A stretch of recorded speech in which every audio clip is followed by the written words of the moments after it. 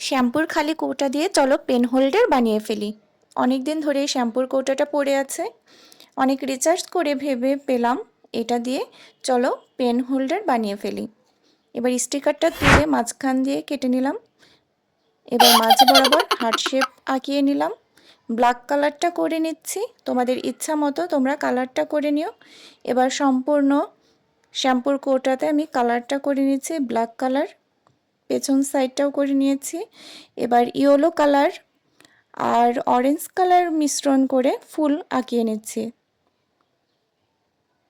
এবার মাঝ বরাবর ব্রাউন কালার দিয়ে ছোট ছোট করে আঁকিয়ে নিলাম আর গ্রিন কালার দিয়ে পাতাগুলো আঁকিয়ে নিচ্ছি। শ্যাম্পুর কৌটোটা কেমন যেন খালি খালি লাগছে বলে গোল্ডেন কালার দিয়ে আমি ওপর সাইডটা আঁকিয়ে নিলাম আর সিলভার কালার আর গোল্ডেন কালারের মিশ্রণে ছোট ছোট করে আমি এইভাবে আঁকিয়ে নিলাম। তো কেমন হয়েছে আমার পেন হোল্ডারটা বলো?